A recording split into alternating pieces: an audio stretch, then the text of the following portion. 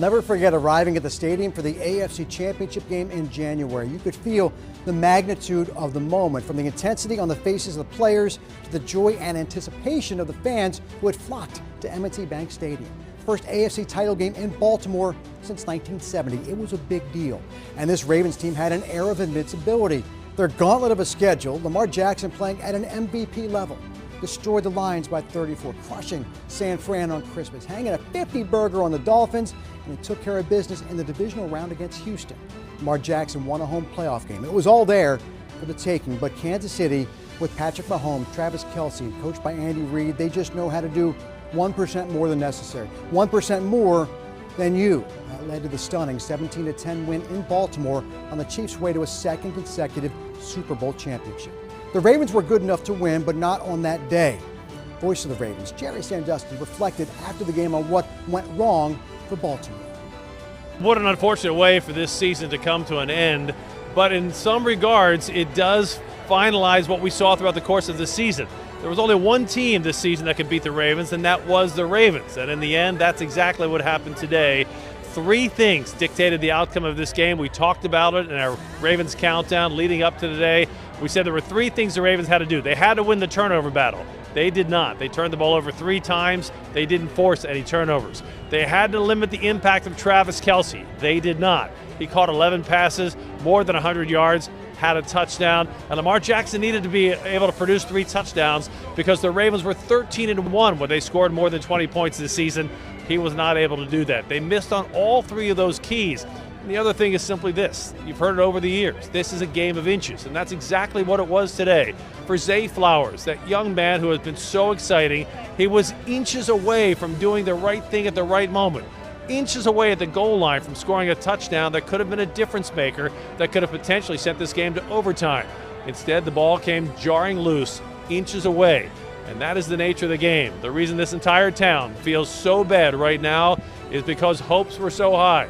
It's why we love football. It's why football breaks our heart. The Ravens used that loss as fuel throughout the entire season. They find themselves right back in the hunt, hoping they learned the necessary lessons from that dispiriting January day in Baltimore. And maybe history will repeat itself. An AFC title game lost to New England in 2011 with maybe the best team John Harbaugh ever had, and came back in a rematch next year to vanquish the Patriots and ultimately claim another Lombardi trophy. Can't wait to find out. Breaking tonight, the Baltimore Orioles will soon be under new ownership. Sources confirmed to 11 News that an agreement has been reached by the Angelos family to sell the team. 11 Sports Director Jerry Sandusky joins us in the studio with how this is expected to play out.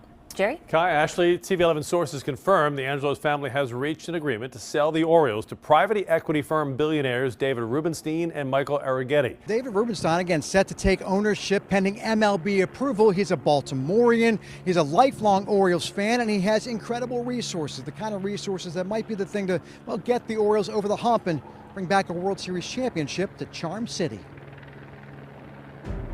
From humble beginnings in Baltimore High School and City College, a Knight, class of 1966, David Rubenstein rose to prominence as one of the wealthiest men on the planet, an estimated net worth of $3.7 billion according to Forbes magazine, accrued largely as the managing partner for the Carlyle Group. Fans will like the statement Rubenstein offered today, quote, "I am grateful to the Angelos family for the opportunity to join the team I have been a fan of my entire life. I look forward to working with all the Orioles owners, players, and staff to build upon the incredible success the team has achieved in recent seasons. Our collective goal will be to bring a World Series trophy back to the city of Baltimore." And by including Cal Ripken Jr., Mayor Schmoke, and NBA star Grant Hill, whose father Calvin grew up in Baltimore County, it provides not only excitement for fans, it clearly sends a message to Major League Baseball that this is a local product, one that will stay right here. The news that the Baltimore Orioles franchise will now have a new ownership group.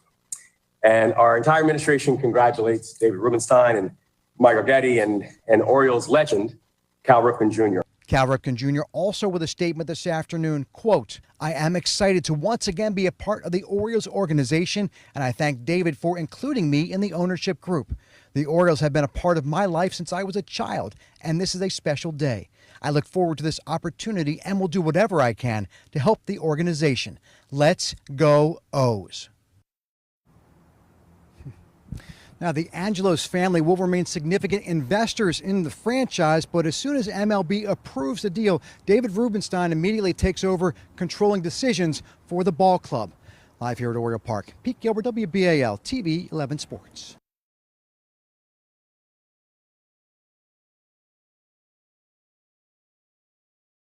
The Baltimore Orioles owner and high-profile attorney passed away this morning at the age of 94.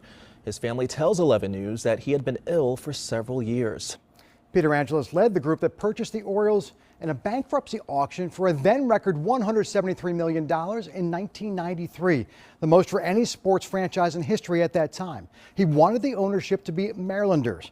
He invested heavily in the team, authoring some of the game's largest payrolls in the 1990s. He also sided with the players during the '94 strike, the only owner who refused to use replacement players. Angelos also ran the team in stubborn fashion, hiring and firing managers and GMs in great frequency. The 14 years of losing from 1998 through 2011 certainly damaged his legacy as an owner in town, but he also brought in the people to turn things around.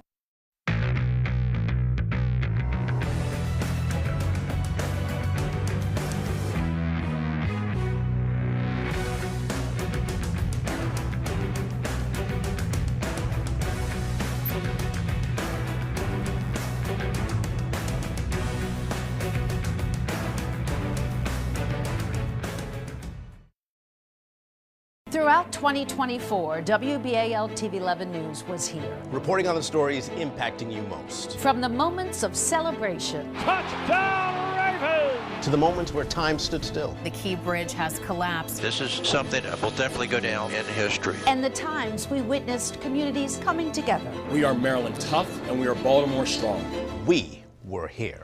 And the National Weather Service has issued a warning. Tracking severe weather, alerting you first to the storms that left an impact. Taking you closer to breaking news from an exclusive angle with Baltimore's only news helicopter. Bringing the world stage to you. At the Paris Olympics, I'm Jason Newton. Guiding you through a presidential election unlike any other. Donald Trump is elected to become the 47th president. And helping your family make informed decisions here at home. As the new year unfolds, we will be right here, providing trusted, relevant reporting on the stories that shape our lives here in Maryland. We are WBAL TV 11 News.